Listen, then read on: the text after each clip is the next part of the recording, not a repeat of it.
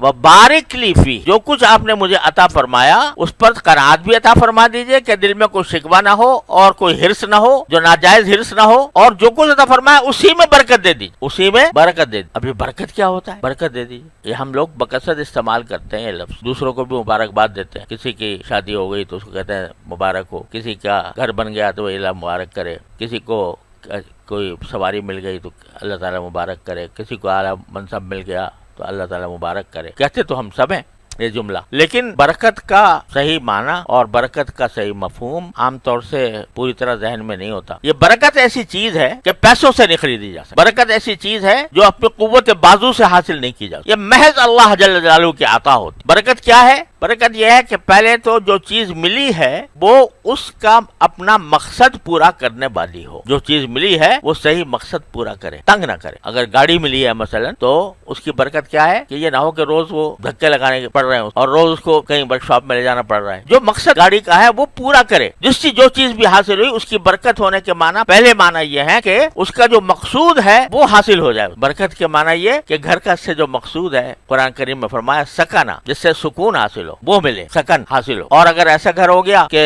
جو ہے تنگی ہے اس میں، یا آج کہیں سے پانی ٹپک رہا ہے، کل کو کہیں سے پانی ٹپک رہا ہے، کہیں سے کوئی گڑبڑ پیدا ہو گئی تو اس میں برکت نہیں ہوئی۔ تو برکت کا ایک معنی یہ ہے کہ جس کام کے لیے جو چیز وضع ہوئی ہے وہ پورا کام دے۔ اب یہ برکت جو ہے نا، یہ پیسوں سے نہیں آتی۔ خرید لائے اعلیٰ سے اعلیٰ چیز، شاندار کار خرید لائے، لیکن جو اس کا اصل فائدہ تھا وہ حاصل نہ ہو سکا۔ دولت ہی لے لو، پیسہ، یہ پیسہ جو ہے بذات خود کوئی نفع پہنچانے والی چیز ہے، اس کو کھا سکتے ہو، اس کو پہن سکتے ہو۔ پیسہ جو ہے یہ تو کچھ اپنی ذات میں کوئی نفع پہنچانے والی چیز نہیں ہے، اس سے کوئی چیز خریدی جاتی ہے، اس سے کوئی راحت کی چیز حاصل کی جاتی ہے تو اس کا کچھ فائدہ ملتا ہے۔ اب پیسہ تو ہے اور روز آدمی اپنا بینک بیلنس چیک کر رہا ہے کہ میرے بینک بیلنس میں آج اتنے اضافہ ہو گیا، آج اتنا ہو گیا، آج اتنا ہو گیا۔ الذی جمع مالا وعددہ، قرآن شریف کہتا ہے کہ جو مال جمع کرے اور گنتا رہے، تو گنتی گن رہا ہے روز، لیکن گھر میں بیماریاں کھڑی ہوئی ہیں، پیسے گن رہا ہے، روز اتنے بڑھ گئے اور معلوم ہوا کہ فلاں بیمار ہو گیا، لہٰذا اسپتال لے کے جاؤ، وہاں پر اتنا پیسہ خرچ کر دیا۔ تو پیسہ تو ہے، لیکن جس کام کے لیے آیا تھا کہ راحت ملے، وہ راحت نہیں حاصل ہو رہی، برکت نہیں۔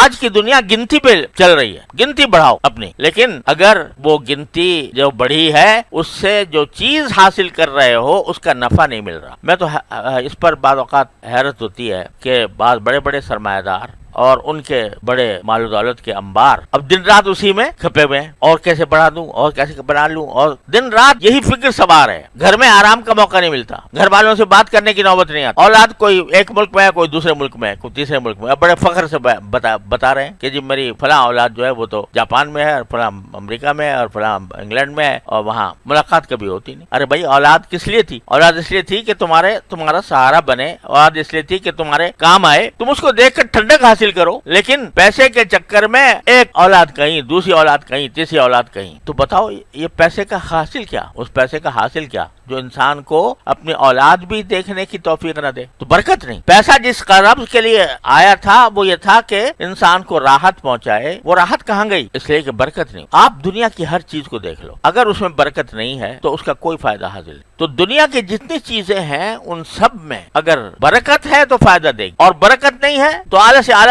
سامان بنا لو، کچھ فائدہ نہیں۔ میرے والد ماجد قدس اللہ تعالیٰ سرہ فرمایا کرتے تھے کہ آج لوگوں نے اسباب راحت کا نام راحت رکھ لیا، اسباب راحت کا نام راحت رکھ لیا۔ جو راحت کے اسباب ہیں، بھائی گھر ہے، مکان ہے، اچھا ہے، بستر اچھا ہے، صوفے ہیں، اعلیٰ درجے کا بستر ہے، یہ اسباب ہے راحت، یہ بذات خود راحت نہیں ہے، یہ اسباب ہے۔ اگر یہ ہو موجود اور راحت نہ ملے، کھانا ہے کھا نہیں سکتے، بستر ہے سو نہیں سکتے، تو راحت کہاں گئی؟ لوگ یہ سمجھ رہے ہیں کہ بھئی راحت کے اسباب جمع کرو جتنے ہو سکے، لیکن راحت وہ تو خالص اللہ جل جلالہ کی عطا ہے، وہ پیسوں سے نہیں خریدی جاتی، وہ کہیں سے اپنے قوت بازو کے ذریعے حاصل نہیں کر سکتے۔ اس لیے کہا جاتا ہے کہ اللہ برکت عطا فرما۔ تو ایک تو برکت کے معنی یہ ہے کہ جس مقصد کے لیے جو چیز ہے اس مقصد کا فائدہ دے، اور دوسرے برکت کے معنی یہ ہے کہ تھوڑی چیز میں بھی زیادہ چیز کا مقصد حاصل ہو جائے۔ ہے چیز تھوڑی، لیکن اس کو اللہ تبارک و تعالیٰ اس تھوڑی چیز میں بھی اللہ تبارک و تعالیٰ اتنی راحت عطا فرما دے جو بہت ساری چیزوں کے اندر مل کے بھی حاصل نہیں ہوتی۔ یہ ایک مشاہدہ ہے کہ حلال کمائی کے اندر اللہ تعالیٰ برکت رکھے، جو حلال طریقے سے حاصل، تو وہ تھوڑے میں بھی گزارا ہو ہو جاتا. اور اگر اللہ بچائے ناجائز طریقے اختیار کیے گئے, حرام طریقے اختیار کیے گئے, دھوکہ بازی کی گئی, جو اپنے فرائض ہیں ان میں کوتاہی کی گئی, تو اس صورت میں بال چاہے کتنا بھی ہو جائے